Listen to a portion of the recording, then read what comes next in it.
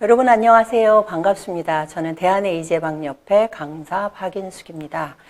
6월이 되면 날씨가 굉장히 좋죠. 물론 이제 여름으로 접어드는 시기이기 때문에 덥기는 하지만 그래도 줄장미가 흐드러지게 피고 그리고 아카시아 향기가 흐드러지게 나는 정말 아름다운 계절인데 코로나19 때문에 여러분들 지금 고생이 많으실 겁니다.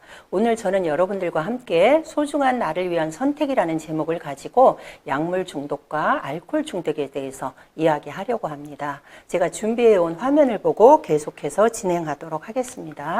자, 그러면 아마도 제 프로필을 보시면서 여러분들 중에 대한에이즈예방협회와 관련되신 분은 제가 굉장히 익숙하실 거예요. 제가 대한에이즈예방협회에서 에이즈 예방 교육을 한 지 16년 정도가 됐습니다. 사실은 에이즈 예방 교육을 비롯해서 제가 성교육, 약물 오남용 예방 교육을 하고 있습니다만은 에이즈 예방 교육에 대한 각별한 애정을 가지고 있고 또 우리 HIV 감염인들에 대한 또 각별한 사랑을 가지고 있다라는 말씀을 드리면서 먼저 준비한 영상을 함께 보시도록 하겠습니다. 보이는데 애들 다들 힘들다는데 너도 힘들겠지. 힘내야지 뭐. 나는 뭐 괜찮아.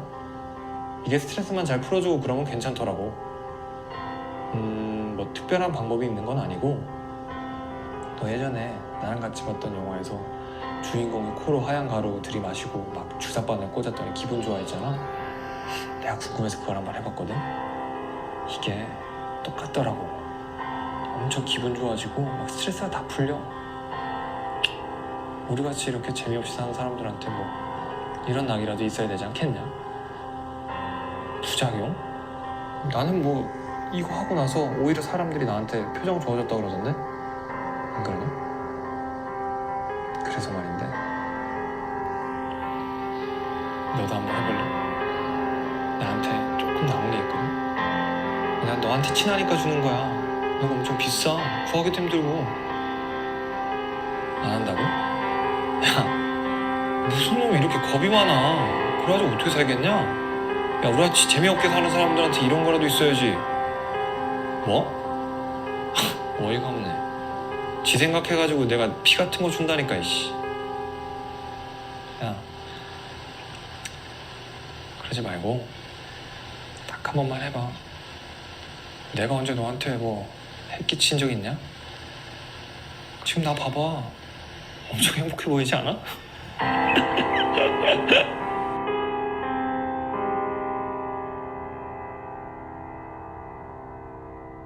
자, 여러분들 영상 잘 보셨죠? 우리 다음 화면 보시면서 같이 또 이야기하려고 합니다. 자료화면에서 보신 것처럼 최근에 사실은 클럽이나 이런 곳에서 보시는 것처럼 공짜로 그 마약 같은 것을 나눠주면서 환각 파티를 이렇게 하고 있습니다. 그러는가 하면 심지어는 이 술에다가 이 마약을 타서 마시기도 하고 또 화장실 구석에서 마약을 이렇게 하시는 분들을 종종 보았다라는 이런 이야기들을 하게 되는데 마약을 구입하는 것이 이다지도 쉽기 때문에 사실은 최근에 청소년을 비롯해서 많은 사람들이 쉽게 이러한 약물에 노출이 돼 있다라고 합니다. 자, 그러면 마약을 하게 되면 도파민이라든가 세로토닌, 엔돌핀 등이 나와서 기분 좋은 경험을 하시게 되죠. 왜냐하면 사실은 산다라는 것이 누구에게나 스트레스가 될 수도 있고 울적하고 분노, 짜증이 날 수 있는데 일시적으로 이것을 해소하는 것 같기 때문에 지속적으로 이러한 감정의 상태를 계속해서 경험해 보고자 또다시 원하고 이런 상황에 빠지다 보니까 여러분들이 중독의 늪으로 빠지게 되는데 이 약물 중독의 악순환은 사실은요. 그러한 것을 처음에 한번 경험을 하게 됐을 때 거절한다라는 것이 사실은 쉽지는 않습니다. 그리고 많은 사람들이 요번 딱 한 번만 해보면 좋겠다라는 생각을 가지고 접근을 하게 되는 것인데 이것이 바로 중독의 늪으로 빠지게 되는 잘못된 선택이 될 수 있다라는 것입니다. 그래서 사실은 다시는 헤어나올 수 없는 이 늪으로 빠지게 되는 악순환의 고리의 늪으로 절망의 늪으로 빠져들 수밖에 없다라는 것이고 또 어떤 사람이 인터뷰한 걸 제가 봤더니 여러분들 자료화면에서 보신 것처럼 처음에는 쾌락을 느끼려고 그렇게 시작을 했다라고 하지만 나중에는 이것이 생활하려고 마약을 하게 됐다라고 이야기를 합니다. 처음에 호기심으로 접한 마약이었지만 헤어나올 수 없는 지옥의 늪으로 빠졌다라는 것이고, 처음에 내가 쾌감을 느끼려고 하다가 나중에는 기분이 떨어지다 보니까 굉장한 무력감과 그걸 뭐라고 표현해야 될지 모르겠다. 아마도 이것은 허탈감이라던가 우울감 이런 게 아니겠는가라는 말씀을 듣게 됐고, 그리고 이러한 것이 일상생활이 되어가지고 투약을 해야 내가 밥을 먹을 수 있을 정도로 일상생활의 균형이 깨지게 되는 이러한 문제를 안게 된다라는 것입니다. 자, 그러면 여러분들 아프게 되면 약을 드시게 되는데요. 사실 약도 약물에 속합니다. 왜냐하면 이 약이라는 것은 질병을 치유해 줄 수도 있고 또 예방을 해줄 수 있는 이런 긍정적인 의미도 있지만은, 이 약물에는 그런 우리들을 치료해 주고 또 질병을 예방해 주는 것만 있는 것이 아니고, 자료화면에서 보시는 것처럼 마약류도 있고 흡입제도 있고 기타도 있는데, 자, 마약류에는 아편이라던가 헤로인, 코카인이 있다라는 것을 볼 수 있고, 향정신성 의약품으로는 필로폰, 엑스터시, 신경안정제가 있고, 대마 안에는 대마초라든가 해시시 오일이 있고, 이 흡입제 안에는 본드라든가 부탄가스, 니스, 신나 등이 있습니다. 자, 그러면 기타에는요, 오늘 제가 준비한 꼭지가 두 가지잖아요. 먼저 약물 중독, 마약에 대해서 말씀드릴 거고, 후반부에 알코올에 대해서 말씀을 드리게 될 텐데, 술에 대해서도 말씀드리게 될 거고, 담배, 커피 등이 바로 약물에 속한다라는 것을 여러분들이 보고 계십니다.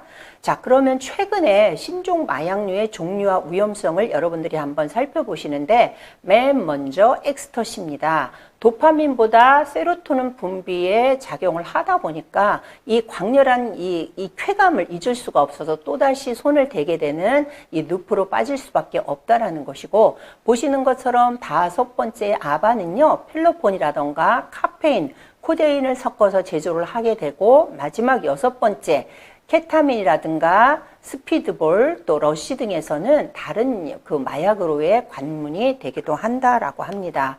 자, 그러면 이 약물의 그 분류를 다시 한번 들여다보면 중추신경 흥분제도 있고 억제제도 있고 환각제도 있고 기타 약물도 있는데, 맨 먼저 중추신경의 흥분제를 들여다보도록 하겠습니다. 약물의 성질상 뇌신경 세포의 기능을 흥분시키는 약물로서 우리가 흔하게 마시는 커피 안에 카페인이 들어있다라는 것이고, 또 담배 안에는 니코틴이 들어있죠. 그리고 필로폰에는 암페타민이 들어있고, 이 마약에 코카인이 있고 에너지 드링크 등도 사실은 중추신경 흥분제로 분류가 되고 있다라는 것이고, 중추신경의 억제제는요, 약물의 성질상 뇌신경세포의 기능을 억제시키는 약물로서 대표적인 것이 바로 술입니다. 또 아편 계열의 아편이라든가 몰핀, 여러분들 왜 극심한 통증이라든가 또는 참을 수 없는 통증, 심지어는 또 암 환자라든가 이러한 경우에 몰핀을 합법적으로 의학용으로 이렇게 사용하기도 하고, 또 헤로인 등 진짜 마약 성분이 있고, 이 흡입제로는 본드라든가 부탄가스, 신나 등이 있고, 또 신경안정제나 수면제 등이 있다는 것을 볼 수 있습니다. 자, 환각제로는 뇌신경세포의 기능을 흥분시키기도 하고 억제시키기도 하는 약물로서 대마초라든가 LSD, PSP, 엑스터시가 있고, 마지막으로 기타 약물에는 진통제가 있다는 것을 보시고 계십니다. 자, 그러면 이와 같은 약물, 즉 마약류의 사용과 폐해 한번 들여다보도록 하는데, 이 약물과 또 마약류를 사용하시게 될 경우에 법적으로는 여러 가지 문제가 생길 수가 있죠. 예를 든다면 강도라든가 폭력, 약물운전, 또 범죄에 연루될 수가 있고, 사회적으로는 많은 사고가 날 수 있고, 안전에 대한 위협이 생길 수가 있고, 노숙, 그 다음에 가정 파괴라든가 사회 취약계층을 양산하고 국가복지 수요를 가중시키고 있습니다. 의료적으로는 암이라든가 정신병 등 신체적, 정신적 질환이 생길 수가 있고, 마지막으로 경제적인 부분에서는 건강이 악화되겠죠. 그리고 생산성이 저하가 되고 실직, 일자리를 잃게 되고 국가 경쟁력이 하락이 되고 인적 자원이 손실이 된다라는 것을 볼 수 있습니다. 자, 18세의 왼쪽에 약물 중독 전에 멋진 청년의 모습을 여러분들이 지금 보고 계신데요. 약물 중독 후에 15년 후에 정말 안타까운 외모의 변화를 여러분들이 보고 계십니다. 외모뿐만이 아니고 신체의 눈에 보이지 않지만 피부라든가 세포, 장기, 골격을 파헤치고 다니면서 여러 가지 질병을 앓고 있다는 것은 보지 않아도 누구나 다 느낄 수가 있다는 건데, 이 여성은 보시다시피 1998년과 2002년의 사진이 마치 다른 사람처럼 느껴지잖아요. 40대 여성이 다이어트에 효과가 있다라는 말을 믿고서 히루폰 계통의 메스암페타민을 처음 사용하기 시작해서 4년 만에 갈색 머리는 하얗게 돼버렸고요. 그 다음에 얼굴은 70대 노인처럼 주글주글해지게 되는 외모의 변화, 안타까운 모습을 여러분들이 보고 계십니다. 이 중독성 약물이라는 것은 약물이 주는 효과에 의존하게 돼서 약물을 주기적 또는 습관적으로 반복해서 사용함으로써 중독 상태에 이르게 되는 약물을 이야기한 거고, 보시는 것처럼 왼쪽에 원래 모습의 아름다운 모습이었지만 1년 후, 2년 후에 외모의 변화를 여러분들이 지금 보고 계십니다. 이러한 약물 중독에 빠지는 과정을 4단계로 한번 나눠보시게 되면, 맨 먼저 첫 번째 단계 1단계에서는 호기심으로 약물을 사용하는 단계입니다. 그리고 주변에서 권하니까 또 나도 한번 해볼까, 또 스트레스를 해소하려는 목적으로 이렇게 처음에 약물 중독에 빠지게 되는데, 자, 두 번째 단계부터는 기분 전환으로 가끔 사용하게 되는 단계에 이르게 된다라는 것이고, 세 번째 단계는 이 약물을 주기적으로 남용하는 단계로 이렇게 넘어가게 됩니다. 자, 마지막에 약물 중독에 빠지는 4단계는 신체적, 심리적으로 약에 의존해서 약물을 끊기 어려운 단계이기 때문에 이때서부터는 도저히 약 없이는 견딜 수 없기 때문에 나는 약물이 필요하다, 나는 약물 없이는 살 수가 없다, 나에게 약물을 다오라고 이야기하는 약물 중독의 늪으로 빠진 단계를 여러분들이 지금 보고 계십니다. 자, 사실은 이 중독이라는 것은 눈에 보이지 않는 수갑을 여러분들의 소중한 양손에 채우는 거와 마찬가지다라는 말씀을 드리면서, 이 약물 중독이라는 것은 이 약물이 여러분 신체 내에 과도하게 존재해서 여러 가지 부작용을 나타내서 정신병적 상태와 혼수 상태, 사망에까지 이르게 되는 상태를 바로 약물 중독의 상태다라고 정의를 내리고 있습니다. 자, 그러면 이 마약 중독, 즉 약물 중독은 넓은 의미에서는 사실은 신체적, 정신적 의존력이 강한 약물의 남용으로 인한 중독인데, 대표적인 약물은 아까 말씀드린 마약류라든가 흡입제, 기타로 분류되어 있잖아요. 그리고 마약류에는 마약이라든가 향정신성 의약품, 대마가 있고, 흡입제로는 아까 말씀드린 본드와 부탄가스가 있다는 것을 알 수 있습니다. 이러한 것은 인체에 작용해서 정신적, 신체적 변화를 가져오는 물질의 잘못된 사용을 모두 다 포함하고 있다는 것을 보실 수 있습니다. WHO 즉 세계보건기구에서는 마약류에 대한 정의를 이 4가지로 내렸습니다. 자, 첫 번째, 약물 사용에 대한 욕구가 강제적일 정도로 강해서 의존성이 있다라는 거 매우 중요하고, 자, 두 번째는 사용 약물의 양이 증가하는 경향이 보이게 되는 내성이 있다라는 것을 알 수 있고, 세 번째는 사용을 중지하면 온몸에 견디기 힘든 증상이 나타나는 금단 증상이 있다라는 것이고, 마지막으로 개인에 한정되어 있지 아니하고 사회에도 해를 끼치는 약물로 정의하고 있다라고 WHO에서는 정의를 내리고 있습니다. 자, 그런데 이 마약이라는 것의 어원은요, 원래는 무감각을 의미하는 그리스어로 나르코티코스라는 것에서 유래가 되었다라고 해요. 그래서 처음에는 수면 및 혼미를 야기해서 동통을 완화시키는 물질이었다라고 하는데, 이것이 그동안에 마약이라는 용어가 좁은 의미의 마약이라면 향정신성 의약품, 대마를 총괄하는 의미로 혼용이 되었습니다. 하지만 최근에는 이들을 총칭하는 표현으로 마약류라는 용어를 이렇게 사용하고 있다는 것을 여러분들이 보고 계십니다. 자, 그러면 마취작용을 하면서 습관성이 있어서 장복을 하면 중독 증상을 나타내는 물질을 통틀어 이르르는 말이 바로 나르코티코스라고 해서 마약류다라고 이렇게 표현하고 있습니다. 자, 그러면 여러분들께서 약물 관련에 대한 용어를 4가지를 한번 구분해 주실 수 있어야 되는데, 처음에 약물 오용입니다. 의학적인 목적으로 사용을 하지만 의사의 처방에 따르지 않고 임의로 사용하는 것을 말 그대로 오용이다라고 표현을 하고, 자, 2번째 남용은 의도적으로 약물을 다른 목적을 위해서 사용하는 것을 이야기합니다.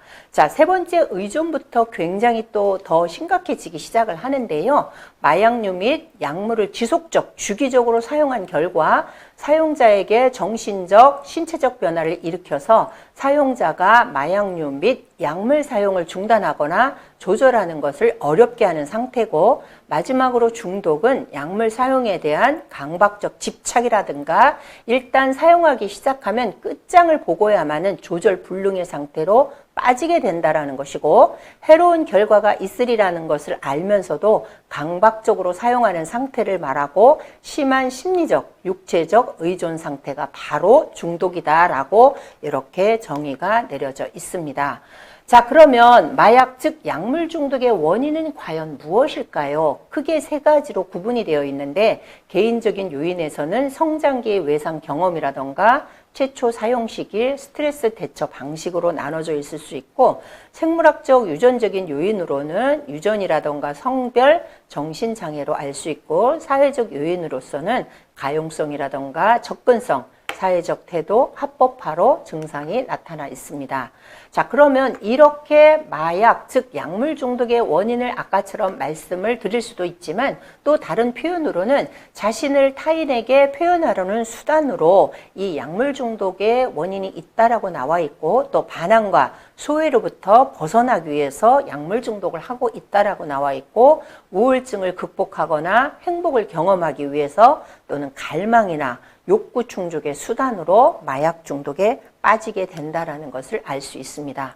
자, 안타깝게도 이 약물 중독의 진행 단계를 크게 4단계로 나눠볼 수가 있는데요. 맨 먼저 전구 단계입니다. 말 그대로 호기심 또는 모험심으로 약물을 단기간 또 작은 양으로 사용을 하게 되는데, 또래 집단에서 즐거움을 공유하게 되죠. 집단 구성원이 되기 위해서 사용하기도 한다라고 하는데, 자, 2번째 진행 단계에서는 특정 상황에서 기분 전환이 필요해서 사용을 하게 되고, 또 3번째 단계에서는 일상적인 문제와 스트레스를 벗어나기 위해서 약물을 남용을 하고, 4번째에서는 만성적인 단계에서는 약물의 효과를 유지하기 위해서 다량의 약물을 자주 장기간 사용해서 신체적, 심리적 약에 의존하는 단계로 나와 있습니다. 자, 여러분들 혹시 6월 26일이 무슨 날인지 아시는 분 계실까요? 6월 26일 얼마 안 남았죠, 그죠? 여러분들 6월 25일을 모르는 사람은 없을 거예요. 6.25 전쟁이 발발한 날이죠. 그 다음 날인 6월 26일은 무슨 날일까요? 자, 제가 여러분들을 지금 뵐 수 없기 때문에 제가 질문하고 제가 답을 하도록 하겠습니다. 마약 퇴치의 날입니다. 굉장히 의미 있는 날인데요. 마약류 등의 오남용에 대한 사회적 경각심을 높이고 마약류에 관한 범죄를 예방하기 위해서 제정한 법정 기념일이 며칠이라고요? 매년 6월 26일이다라는 것을 여러분들이 상식적으로 기억해 주셨으면 좋겠습니다. 자, 그러면 우리 대한민국에서는 마약류를 규제하는 국내 법률이 있어요. 어떤 법률에 따르는 것이냐면 마약류 관리에 관한 법률인데, 이전에는 마약법이라던가 대마관리법, 향정신성 의약품 관리법을 하나로 통합한 법률이었었는데, 이러한 것뿐만이 아니고 마약류 불법 거래 방지에 관한 특례법, 특정 범죄, 가중 처벌 등에 관한 법률, 형법에 따라서 처벌되고 있다는 것을 여러분들이 매스컴을 통해서 아시게 될 텐데요. 작년 5월에 월별 마약류 사범의 단속 인원이 3,094명이라고 그래요. 사실은 단속 인원 건수지 이것보다는 훨씬 더 많잖아요. 발생이 됐다라고 해서 이게 전부 다 단속이 되거나 구속이 되는 것은 아니기 때문에 이것보다도 훨씬 더 많다라는 것을 알 수 있는데, 안타까운 것은 작년 5월과 재작년 5월을 비교한 도표를 보시게 되면 재작년보다도 작년이 무려 201.3%로 증가가 되었다는 검찰청 자료를 여러분들이 지금 함께 보시고 계십니다. 자, 혹시 누군지 지금 다 아시고 계시죠? 박유천하고 황하나입니다. 이분들이 한때는 연인이었잖아요. 그죠? 근데 마약으로 인해서 정말로 인생의 절정에서 지금 추락을 해서 사실은 법정 제재를 받고 지금 구속돼서 처벌받고 있다라는 것을 여러분들이 다 아실 거고, 또 매스컴에 자주 나왔던 로버트 할리 여러분들 많이 좋아하셨죠? 저도 마찬가지입니다. 이분이 한국말을 너무너무 잘하시고 전라도 사투리를 굉장히 구수하게 이렇게 이렇게 표현을 하셨었는데요. 이분이 하루아침에 방송가에서 지금 사라지셨죠. 그 당시에 필로폰 투약을 하신 혐의로 이렇게 체포되셨던 사건을 여러분들도 아마 기억하시게 될 겁니다. 바로 마약은 이렇게 하는 이유가 뭐냐면 많은 사람들을 죽음으로 몰아가기 때문에 또 국가에서 전 세계적으로 이러한 제재를 하고 있다는 것을 기억해 주시기 바라는데, 이러한 마약 중독의 치료와 재활은 크게 세 가지로 볼 수 있습니다.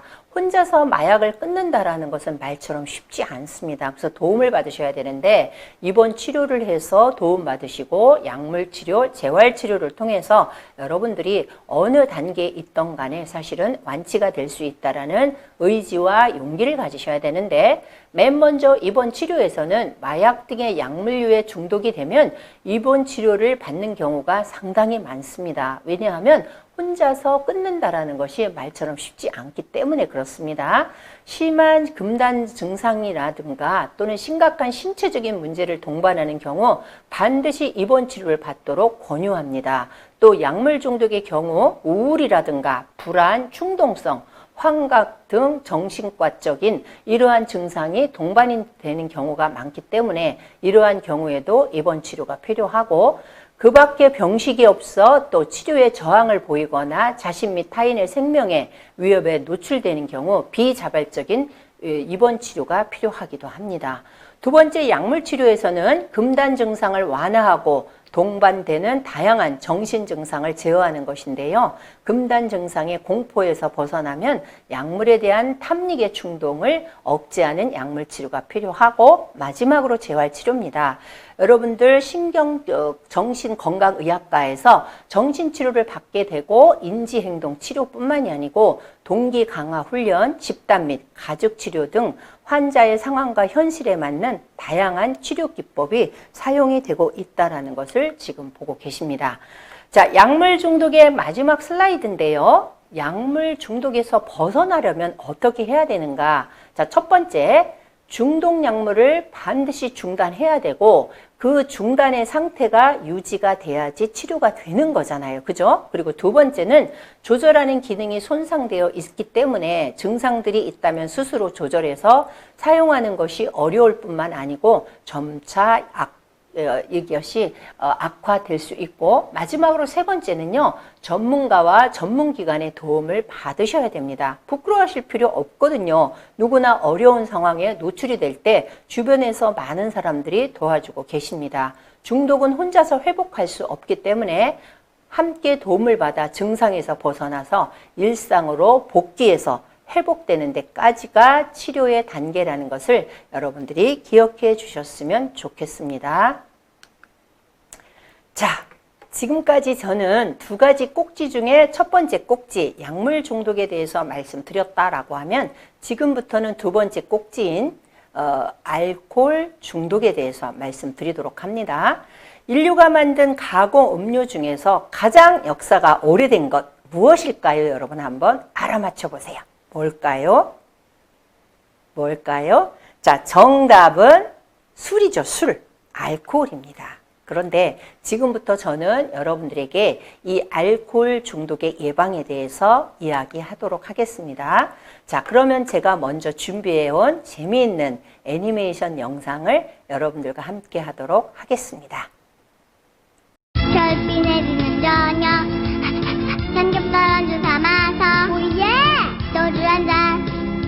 있던 너와 나 마셔 원샷 죽자 죽어 집에는 어떻게 갈까 몰라 걱정을 하다가 결국에는 그날 밤 밤새 마셨지 불타는 삼겹살 일단 가라 두툼한 파전도 삼겹 더 결국에 바닥나고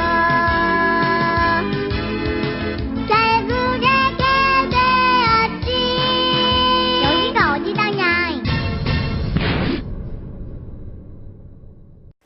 자, 여러분들 영상 재밌게 보셨죠? 마지막에 술 먹고 뭐가 됐다 그래요? 개 됐다라는 즐거운 이런 것을 여러분들이 보셨는데 이 알코올은요 중추신경을 흥분시키는 것이 아니고 억제시키는 겁니다. 그러니까 평소에는 여러분들이 점잖고 또 사회생활을 이렇게 일정하게 지켜야 될 뭐 질서라든가 이런 걸 다 여러분들이 같이 함께 행하고 있지만 술 먹고 나면은 이 음주로 인해서 중추신경이 흥분되는 것이 아니고 억제되다 보니까 판단력이 떨어지고 여러 가지 사회적 문제를 이야기한다라는 것은 너무나 당연한데 여러분들을 유혹하는 사회에 많은 부분들이 있습니다. 혹시 이 광고 많이 보셨을 텐데요. 어떠세요? 정말 멋진 그 연예인들을 대상으로 해서 광고를 하고 있는 모습을 보시게 되면 나도 시원하게 한 잔 하고 싶다라는 이런 충동을 느끼시게 될 텐데 하지만 현실은 드라마나 영화처럼 멋진 모습만 있는 것은 아니에요.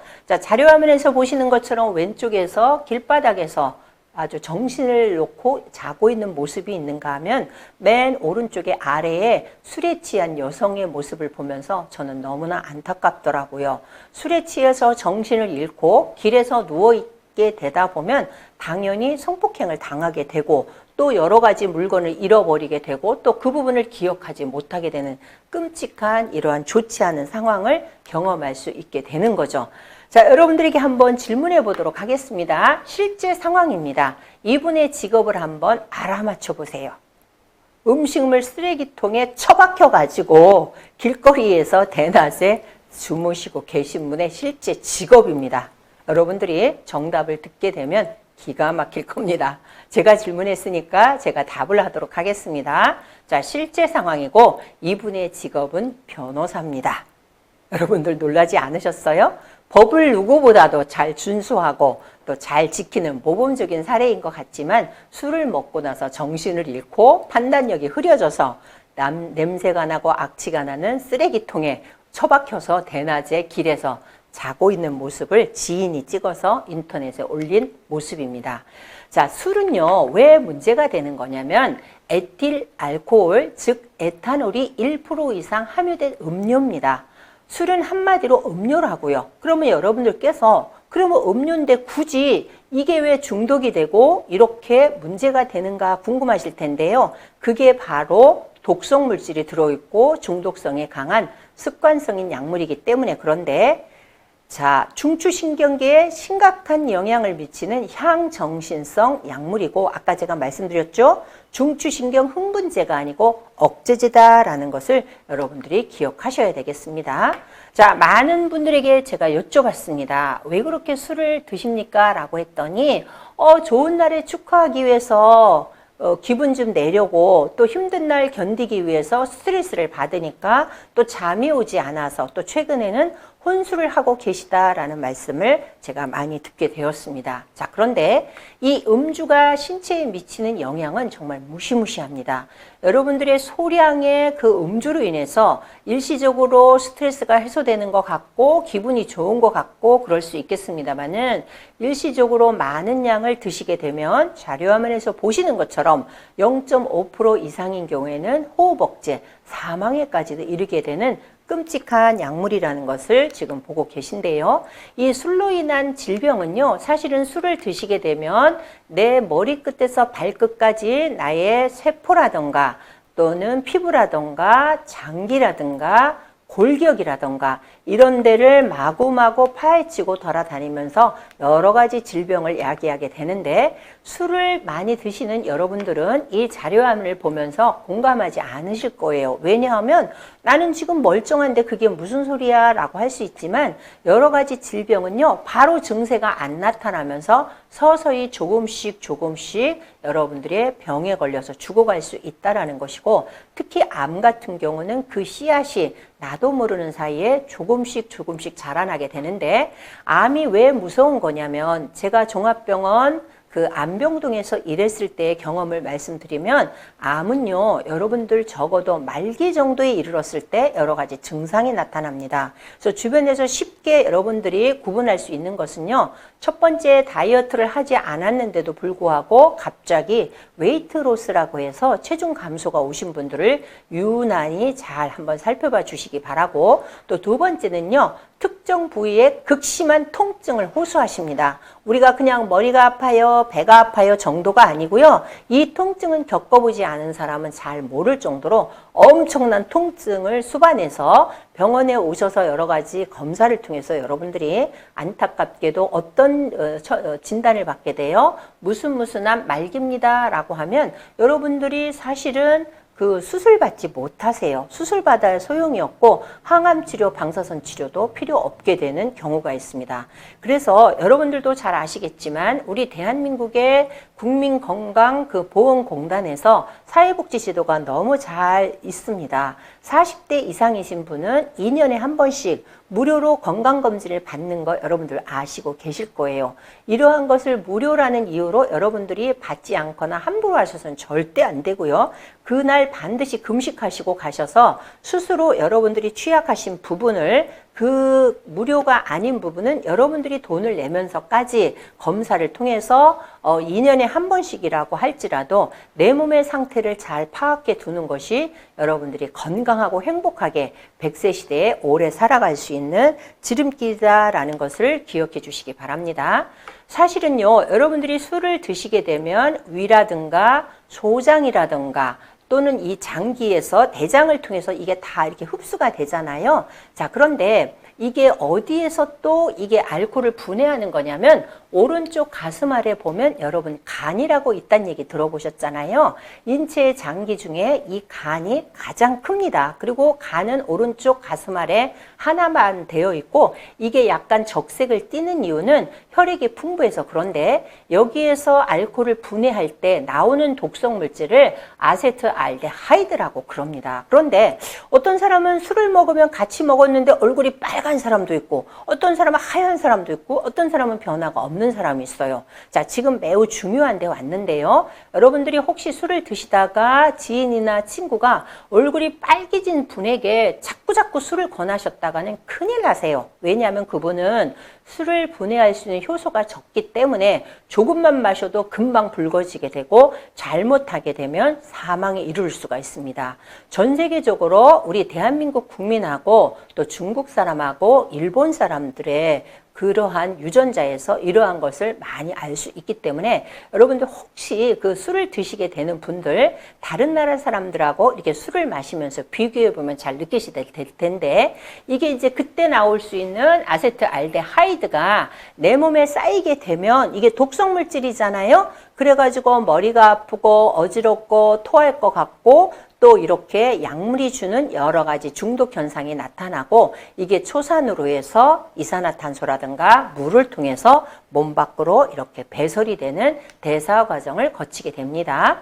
이러한 술이 인체에 미치는 영향 중에서 소화기계에서는 식도와 위의 염증을 유발할 수 있고 영양소 흡수를 방해하고 설사와 간 손상이 나타날 수 있습니다.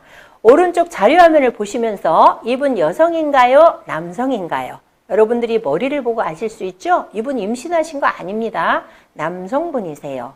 병든 간에서 나온 체액이 복부에 차가지고 여러분들이 왜 복부 비만이 이건 아니잖아요. 어마어마하게 이렇게 나와 있는데 이러한 경우에 여러분들이 이제 입원을 하시게 되면 복수 천자를 해줘요. 소독을 하고 방포를 하고 그래서 그 부위를 소독된 시트로 덮고 여러분들이 굉장히 큰 그 주사바늘로 쿡 찔러가지고 드레네이지라고 그래서 배농을 하게 됩니다. 그리고 나서 이러한 과정에서 이분이 감염이 되면 사망할 수 있잖아요. 그래서 고단위 그 항생제 주사도 맞게 되고, 여러분들 병원에 그 입원하시게 되면 수액 맞으시는 분들 많잖아요. 그 안에도 고단의 항생제를 넣어서 이분이 건강하게 태어나실 수 있도록 도와주고 있습니다. 자, 그리고 이 술이 인체에 미치는 영향은 심혈관계에서는 혈액순환 장애도 있고 심장수축 장애도 있고 고혈압이 있다라는 것을 여러분들이 지금 보고 계시는데, 자, 요즘에는요 치매 환자들이 굉장히 많은데, 여러분들은 젊으시기 때문에 치매 이야기를 말씀드리면 이거는 어르신들, 할아버지, 할머니들 이야기 같다라고 하지만 안타깝게도 최근에는요 치매의 저연령화가 있습니다. 저는 병원에서 오랫동안 간호사를 일을 했었기 때문에 정말 놀라운 것을 많이 봤는데요. 청년, 중년인데도 불구하고 치매 환자분들을 많이 접해봤다라는 것이죠. 자, 이 자료화면을 잘 보셔야 되는데요. 왼쪽이 바로 정상인의 뇌라고 한다라고 하면 과음이나 알코올 중독으로 인해서 알코올성 치매의 뇌를 오른쪽을 보고 계신데, 음주하는 사람의 23%, 무려 4분의 1이 치매 환자가 될 수 있다라는 안타까운 결과를 여러분들이 지금 보고 계십니다. 술이 인체에 미치는 영향 중에 중추신경계에서는 마취 효과가 있죠. 그죠? 그리고 사고 판단 능력이 기능 장애가 올 수 있고 절제 능력에 저하도 올 수 있습니다. 그리고 말초신경계에서는 근육의 움직임이 둔화가 되잖아요. 통증이 유발이 되고 또 반응 속도가 저하가 됩니다.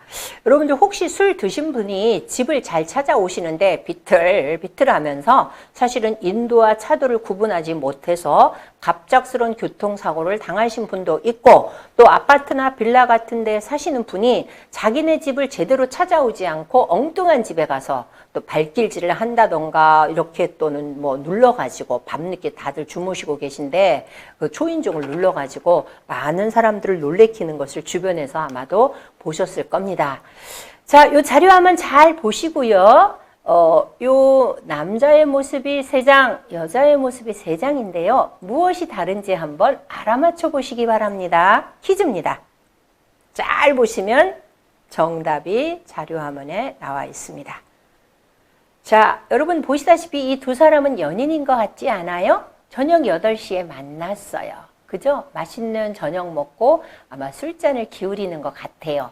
둘이 또 이야기를 나누다 보니 밤 10시가 돼서 술에 조금씩 취하게 됩니다. 급기야는 새벽 1시가 됐죠? 이제서부터는 정신을 잃게 되고 필름이 끊기게 됐고요. 이러한 상태가 되는데, 이 남자분과 여자분들의 외모를 잘 보시라고요. 어떻게 된 거예요? 처음에 8시에 만났을 때는 우리가 주변에서 보셨던 보통 사람의 모습인데, 새벽 1시에는 남자분이나 여자분이요 마치 영화배우나 탤런트처럼 너무나 근사하고 멋지고 아름다운 모습이죠. 이게 무슨 얘기냐면, 술 먹고 판단력이 흐려지다 보니 파트너가, 상대방이 너무너무 멋지게 보인다라는 거죠. 자, 그러면 어떻게 되는 거예요, 여러분들? 판단력이 흐려지다 보니까 갑작스러운 성행위를 한다든가 여러 가지 문제가 되는 이런 행동을 할 수가 있다라는 것을 재미있게 그려놓은 장면을 여러분들이 함께 보셨어요.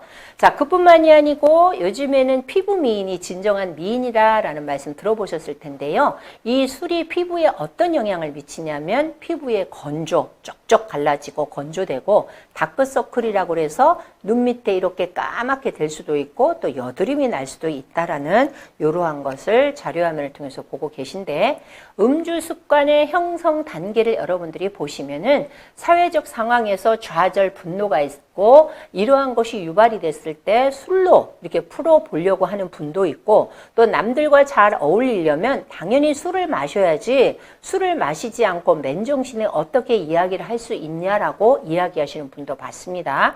자, 그런데 이렇게 적당한 음주, 절주가 문제가 되지 않을 수도 있지만은 이게 지속적으로 계속 습관적으로 마시게 된다라고 하면은 이것이 긍정적인 결과만 나타나는 것이 아니고 사실은 가정이나 직장 내의 문제, 경제적인 어려움을 얻게 되는 부정적인 결과도 여러분들이 또 맞이할 수가 있습니다.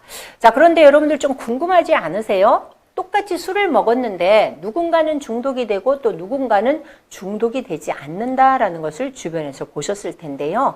이 유전적이라든가 뇌기능의 이상, 또 정신분석학적 행동 및 학습을 통해서 그렇고 그렇지 않다라는 것을 보실 수가 있는데, 사실은요, 알코올 소비량에 따른 음주 의현군의 그 비율을 보시게 되면 우리 대한민국이 술에 대해서 굉장히 관대한 문화가 있습니다. 정상적인 음주는 여러분들도 아시겠지만 청소년인 경우는 절대적으로 금주예요. 단 한 방울의 술도 들어가서는 안 되는 이유가 이 세포 장기가 미성숙하다 보니까 훨씬 더 피해가 커서 그렇고, 여러분들이 이제 고등학교를 졸업하고 성인이신 경우에는 절주에 들어가게 되는데, 여러분들 예를 들어 양주잔, 뭐 고량주잔, 위스키잔, 그 잔이 어떻게 모양을 다르다라고 할지라도 그 안에 들어가 있는 알코올의 양은 다 일정한 거고요. 또 일주일에 2회 이상을 드시면 안 돼요. 그렇죠? 왜냐하면 해독할 수 있는 이런 시간이 필요해서 정상 음주인 경우가 70%인데, 자, 그 세모를 보시면 두 번째 문제 음주로 나와 있어요. 알코올 교육 및 절주를 유도하고, 남용하는 단계에서는 이제 알코올 중독에 대한 진단 및 또 조기의 치료가 필요하고, 의존을 하게 되면 전문적인 알코올 치료 및 재활에 이르를 수가 있다라는 것을 지금 보고 계십니다. 자, 그렇다라고 하면 알코올 중독의 정의가 무엇인지 이 자료화면이 매우 중요한데 같이 한번 보시도록 하겠습니다. 자, 음주로 인해서 다양한 신체적, 정신적, 사회적 폐해가 있음에도 불구하고 스스로 음주를 조절하지 못하고 음주 행위를 반복하는 것이 바로 뭐예요? 알코올 중독이라는 거죠. 지속적이고 과도한 음주로 인해서 2차적인 손상과 위험을 초래하는 중독을 초래하는 것인데, 이러한 알코올 중독은 뇌의 변화를 갖고 와요. 아까 치매 말씀드렸잖아요. 만성 뇌질환을 유발하므로 반드시 치료와 회복이 필요하다라는 것을 여러분들이 꼭 알고 계셔야 됩니다. 자, 그러면 알코올 중독의 주요 증상을 한번 여러분 알아보셔야 되는데요. 맨 먼저 술 마시고 싶은 충동을 느낀다라는 거죠. 두 번째는 술을 마시기 시작하면 의도한 양보다도 훨씬 더 많이 마시게 되고, 또 세 번째는 술을 안 마시게 되면 구토, 식은땀, 손떨림, 안절부절하지 못하면서 심한 경우 환각이나 환청을 경험하게 됩니다. 자, 네 번째는요, 술에 취하기까지 점점 더 많은 술을 마시게 되기 때문에 알코올 중독으로 들어갈 수밖에 없다라는 것인데, 이 알코올 중독의 증상을 저는 크게 5가지로 나눠 가지고 왔습니다. 첫 번째는 강박적으로 사용하는 갈망이 되는 거죠. 강한 땡김, 욕구 때문에 일상생활에 문제가 생깁니다. 어떤 문제가 생기나요? 건강 문제라든가 일상생활, 직업생활에 유지하기가 어렵다라는 것이고, 또 이 약물 중독, 또 알코올 중독이 발생함에도 불구하고 지속적으로 술을 다시 사용하게 되는 문제가 생기게 되겠죠. 두 번째는 내성인데요. 술에 취하기 위한 알코올의 용량이 반복된 음주로 인해서 늘어나고 줄이거나 끊기가 어려워진다라는 것이고, 세 번째는 금단인데 물질을 지속적으로 사용하다가 갑자기 중단하는 경우에 나타나는 복합적이고 다양한 증상이 있죠. 식은땀이 나고 손이 떨리고 불면, 초조, 불안, 우울, 무력감, 오심, 구토, 일시적인 환각입니다. 여러분들 오심이 뭔 줄 아시죠? 구역질을 하는 걸 오심이라고 그래요. 또 집착을 하게 되는데요. 자신이 해야 할 일을 뒤로 미루고 책임을 다하지 않으면서 술 사용보다 재미나고 기분 좋은 일이 별로 없다라는 겁니다. 마지막으로 기능 손상은 술의 과도한 사용으로 필름이 끊기거나 블랙아웃, 즉 알코올성 단기간 기억장애. 그 순간이 기억이 나지 않는 거예요. 다음날 술이 깨도 감정 조절이 어렵다라는 것을 여러분들이 보고 계십니다. 자, 이와 같은 알코올 중독으로 인해서 태아 알코올 증후군이 생길 수가 있고, 금단 증후군을 겪을 수가 있고, 아까 말씀드린 알코올성 치매도 있고, 집착, 강박적 행위를 할 수 있고, 사회문화적인 요인, 심리적인 요인, 또 뇌반응 변화, 또 유전적인 요인이 있다라는 것을 같이 함께 하셨습니다. 이러한 알코올 중독이 중추신경에 미치는 영향은 알코올 유도성 지속적인 치매가 생기고, 깊은 수면이 부족해지다 보니까 코골이와 수면, 무호흡의 악화가 올 수 있고 중증 불안으로 인해서 정신과적인 증상, 과도한 애도, 피해 망상이 있고 금단 증후군을 겪게 됩니다. 지속적인 기억 상실 장애가 올 수 있고 또 일시적 선행 기억이 상실될 수 있고 최근 기억과 장기 기억에 손상이 올 수 있고 판단력, 균형, 운동, 협응 능력 손상, 손해가 퇴행이 되는가 하면 조화 운동이 불능해 오고 뇌병증, 불안정해지는 자세와 걸음걸이, 말초, 신경병증을 겪게 된다라는 겁니다. 이러한 알코올 중독의 원인은 심리적으로는 우울증이 수반할 수가 있고 두 번째는 직장을 잃게 되고 생리면에서는 건강을 상실하게 되고 영적으로는 영적 쇠락을 겪을 수가 있는 것인데 이러한 알코올 중독의 원인은 유전적인 요소도 있고 생물학적인 요소도 있고 심리적인 요인 또 사회문화적인 요인이 있다는 것을 자료화면을 통해서 여러분들이 지금 함께하고 계십니다.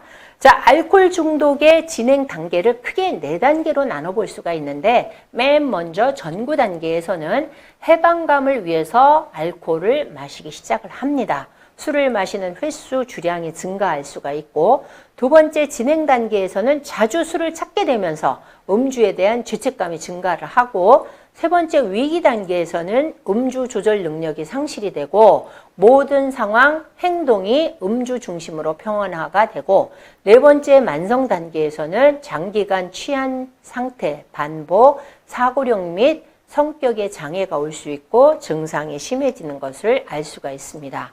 자, 그런데 알코올 중독 진행 단계별 증상 변화를 보면 발병 전 초기 증상이 있을 수가 있고 이게 중독 시기의 증상도 있고 알코올 중독 위기도 있고 만성화 시기의 중독도 있다라고 하면 안타깝게도 마지막으로 정신적 황폐와 즉 자살을 선택하는 죽음으로 가게 되는 데까지도 이르를 수가 있다라는 것을 볼 수 있습니다. 알코올 사용 장애와 동반되는 정신적인 문제에서는 알코올 사용 장애 남성 환자들은 60%에서 우울과 불안 장애를 겪을 수가 있고 15에서 50%에서는 반사회적 인격 장애를 겪을 수가 있고 알코올 사용 장애 여성 환자에서는 30에서 40%에서는 기분 장애를 느낄 수가 있고 그다음에 가장 흔한 동반 장애를 경계선인 인격 장애로도 느낄 수가 있다라고 이야기를 합니다. 그뿐만이 아니고 이 물질의 남용, 의존, 동반 정신 장애에서는 반사회성인 인격 장애가 있을 수가 있고 알코올 관련 장애 환자의 40%가 우울을 겪을 수가 있고 알코올 관련 장애 환자의 15%가 자살을 선택하는 이러한 안타까운 것을 보고 계십니다. 자, 그래서 알코올 중독 치료 목표는요. 첫 번째 금주입니다. 딱 끊어야 된다라는 거예요. 자, 두 번째는요. 환자의 신체적, 사회적인 회복인데 사실은 딱 끊는다라는 것이 그렇게 말처럼 쉽지가 않아요. 그죠? 그래서 혼자서 하기가 너무나 어렵기 때문에 치료 방법으로는 입원 치료를 하던가 또는 외래 통원 치료가 필요하고 치료 수단으로는 약물 치료 등 해독 치료가 필요하고 인지 행동 치료, 개인, 가족, 집단 치료가 필요하다라는 것을 여러분들이 보고 계세요. 자, 첫 번째 입원 치료에서는요. 사실은 술과 격리하고 해독하도록 입원을 해야 된다라는 것이고 대개 2, 3주 정도면 알코올의 해독 치료는 마무리가 되지만은 전문적인 약물 치료의 효과성을 위해서는 최소 3개월의 입원 치료가 필요하다라고 나와 있습니다. 자, 그러면 여러분들 제가 아까 딱 끊는다라고 말씀드렸잖아요. 그걸 단주라고 해요. 그러면 단주가 왜 필요하느냐? 필요한 이유는요. 치료에 전념을 해야 될 거 아니에요. 그죠? 그리고 음주와 관련된 생각이나 행동, 감정과 거리를 둬야 된다는 거죠. 그래서 여러분들이 하셔야 될 일은 알코올 없이 긍정적인 경험 쌓기에 매진해 주셔야 된다는 것인데 이러한 치료 중에 단주를 통해서 얻으려는 것이 무엇이냐면 술이 없는 상태와 시간에 익숙해져야 돼요. 그죠? 술이 없는 나의 삶과 술이 주는 영향을 깨달아야 되고 보다 좋은 상태로 만드는 방법을 내 것으로 만드는데 최선을 다하셔야 된다는 것입니다. 자, 두 번째 약물 치료입니다. 갑자기 음주를 중단할 경우에 금단 증상을 경험할 수 있기 때문에 약물에 대한 해독 치료가 필요한데 해독 치료는 금단 증상을 예방하고 치료해 주죠. 두 번째 항갈망제에서는 음주 충동을 감소시키고 폭음을 예방하는 효과가 있고 세 번째 항주제, 즉 이게 혐오요법인데요. 알코올 대사를 억제해서 음주 시에 심한 숙취 증상을 일으켜서 음주 행동을 억제하고 마지막으로 기타 알코올 중독으로 인한 신체적, 정신적 합병증을 치료하기 위해서 약물을 복용한다라고 나와 있습니다. 자, 그러면 이제 중요한데요. 알코올 중독의 약물 치료의 역할이 무엇이냐? 알코올의 대사작용을 차단하는 거잖아요.